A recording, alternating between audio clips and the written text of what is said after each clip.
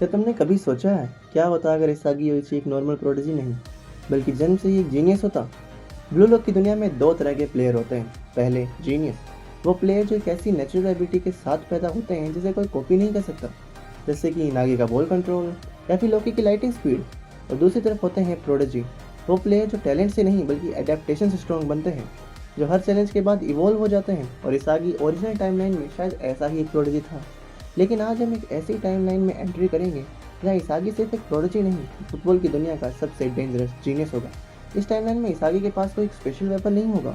उसकी dribbling elite level की थी, उसके पास इस इम्पॉसिबल एंगल्स देख लेते थे, उसकी फिनिशिंग डेडली थी। लेकिन सबसे टेरिफाइंग चीज़ पता है क्या थी? उसका विजन। जब दूसरे बच्चे बॉल देख रहे होते, इसागी पूरी फील्ड देख रहा होता, जैसे उसके पास बचपन से ही मेटा विजन हो।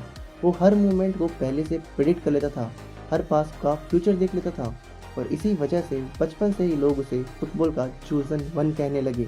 जब इसागी ने पहली बार बॉल को किक किया, तभी सबको समझ आ गया ये लड़का नॉर्मल नहीं, ये फुटबॉल को खेलता नहीं, ये फुटबॉल को कंट्रोल करता है।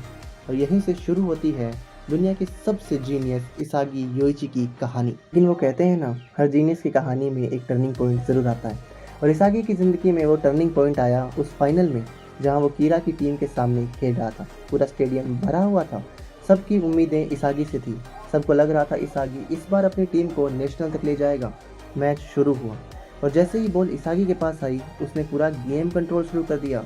एक पास, दो डिफेंडर्स बीट हो गए, परफेक्ट बॉल कंट्रोल। ऐसा लग रहा था जैसे वो फ्यूचर देख रहा है। लेकिन कीरा की टीम इस बार तैयार थी।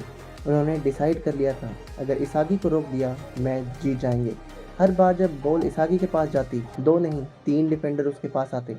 फिर भी वो चांसेस क्रिएट कर रहा था, फिर भी वो चांसेस बना रहा था। आखिरी में स्कोर बराबर थे, इसागी के सामने गोल खुला हुआ था। उसका मेटा विजन उसे सब कुछ दिखा रहा था, गोलकीपर की पोजीशनिंग, डिफेंडर्स की मूवमेंट और एक टीममेट जो गोल के सामने था। ओरिजिनल टाइमलाइन की तरह इसागी ने पास किया, उसने ट्रस्ट किया, उसने सोचा टीम के लिए यही सबसे बेस्ट डिसीजन है। बॉल टीम में तक पहुंच गई, पूरा स्टेडियम चुप हो गया। शूट लिया गया और मिस, बॉल गोल पोस्ट से बाहर चली गई। स्टेडियम एकदम साइलेंट हो गया। इसागी जम गया, उसकी आंखों में डिसबिलीव था। मैं खुद स्कोर कर सकता था, ये थॉट उसके दिमाग में बार बार घूम रहा था। उस दिन पहली बार जीनियस इसागी को समझ आया, प्रॉब्लम उसके टैलेंट में नहीं थी, प्रॉब्लम उसकी टीम में थी। मैच खत्म होने के बाद वो अकेला ड्रेसिंग रूम में बैठा था। उसकी मुट्ठी इतनी ज़ोर से बंद हुई कि उसके नाखून उसकी खाल में धंस गए। अब कभी नहीं, अब मैं किसी और पे डिपेंड नहीं रहूँगा, मैं खुद स्कोर करूँगा, मैं खुद जीतूँगा। और उसी पल एक जीनियस प्लेयर का जन्म हुआ, एक ईगोइस्ट, एक मॉन्स्टर में क्रिएट हो गया। कुछ दिनों बाद उसके घर एक लेटर आता है, एक लेटर ब्लू लॉक से, जिस इनविटेशन का सपना हर स्ट्राइकर देखता है। लेकिन इसागी के लिए ये सिर्फ इनविटेशन नहीं था, ये प्रूव करने का मौका था कि दुनिया का नंबर वन स्ट्राइकर इस वक्त केवल एक है, इसागी योइची। फिर ब्लू लॉक के गेट खुलते हैं, हंड्रेड्स ऑफ स्ट्राइकर अंदर आते हैं।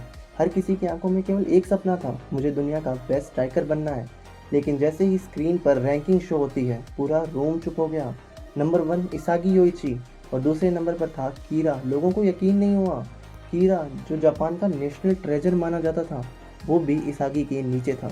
इसागी बस हल्का सा मुस्कुराता है, जैसे उसे पहले से ये पता था। फिर शुरू हुआ ब्लू लॉक का पहला गेम, एक गेम जहां अगर तुम्हें जीतना है तो सामने वाले को एलिमिनेट करना ज़रूरी था। सब एक दूसरे से बच रहे थे, सब सरवाइव करना चाहते थे, लेकिन इसागी, वो यहाँ सरवाइव करने कभी आया ही नहीं था। उसे हमेशा से डोमिनेट करना था। उसकी आंखें पूरे रूम को स्कैन कर रही थी, हर मूवमेंट, हर रिएक्शन, हर वीक पॉइंट। आखिरी सेकंड्स में जब बॉल कीरा के पास आई, उसने उससे बॉल छीन ली। ऐसा जैसे इसागी ने फ्यूचर देख लिया, एक परफेक्ट एंगल, एक परफेक्ट ट्रेजेक्ट्री, और बॉल सीधा कीरा के फेस पर जाकर लगी। टाइमर खत्म हो गया, कीरा एलिमिनेट हो गया। रूम पूरी तरह साइलेंट हो गया। कीरा गुस्से में चिल्लाया, इसागी। लेकिन इसागी ने बस स्माइल कर कहा, ये ब्लू लॉक है, यहाँ फ्रेंडशिप नहीं चलती। या तो तुम यहाँ विनर बन सकते हो या लूजर बनकर यहाँ से जा सकते हो। और उस दिन जापान का जो नेशनल ट्रेजर था ना, वो ब्लू लॉक से धक्के मारकर बाहर निकाल दिया गया और जीनियस इसागी का नाम पूरी दुनिया में मशहूर होने वाला था। लेकिन असली चैलेंज तो अभी शुरू भी नहीं हुआ। उसके बाद मैच डे आता है, टीम जी प्लस टीम एक्स का मैच शुरू होता है। सामने था शोएब बारू, फुटबॉल का रूथलेस किंग, मैच स्टार्ट होते ही टीम जी बिखर गई। सब अपने लिए खेल रहे थे, कोई टीम वर्क की तरह काम ही नहीं करना चाहता था, कोई स्ट्रेटेजी नहीं, बिल्कुल कियोस। और बारो ने इसी कियोस का फ़ायदा उठाया। एक डिफेंडर काटा, दूसरा डिफेंडर काटा और फिर गोल। बारो ने एक गोल मार दिया और वो हंसते हुए कहता है, ये लोग मुझे चैलेंज करेंगे। लेकिन जब वो इसागी की तरफ देखता है ना, तो वो थोड़ा सा शॉक हो गया, क्योंकि वो डरा हुआ नहीं था, वो मुस्कुरा रहा था, वो उसे देख रहा था, एनालाइज कर रहा था। और फिर उसने बारो का पैटर्न ही समझ लिया। नेक्स्ट अटैक में बारो फिर चार्ज करता है, लेकिन इस बार इसागी उसके रास्ते में खड़ा था, बिल्कुल परफेक्ट पोजीशनिंग, जैसे वो पहले से जानता हो बारो क्या करने वाला है। और फिर वो उसके पैरों से बॉल छीन लेता है। पूरा स्टेडियम शांत हो गया। बारो की आंखें फैल गई। क्या क्या उसने मुझे पकड़ लिया था? इसागी काउंटर अटैक शुरू करता है।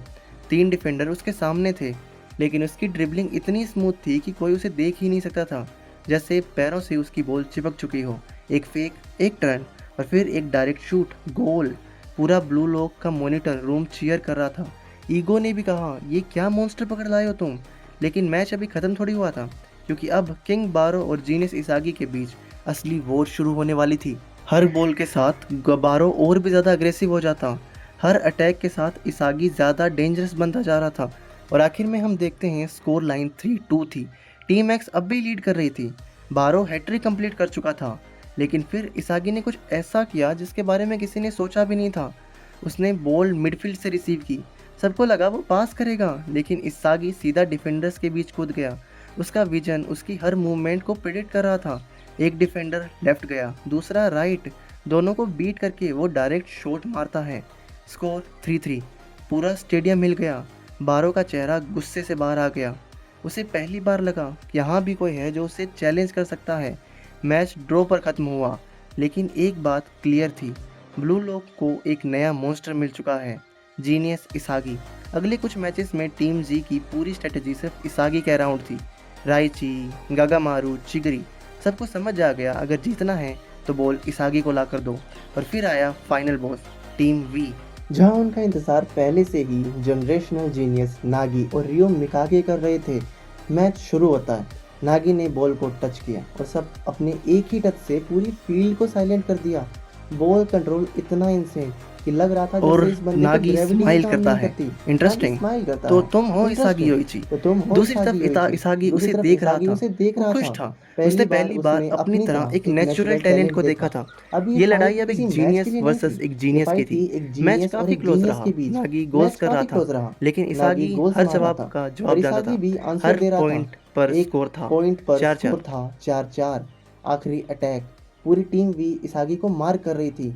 2 डिफेंडर, 3 डिफेंडर, सब उसके ऊपर। लेकिन इसागी के लिए ये सब स्लो मोशन जैसा था। उसने एक इम्पॉसिबल गोल क्लियर किया।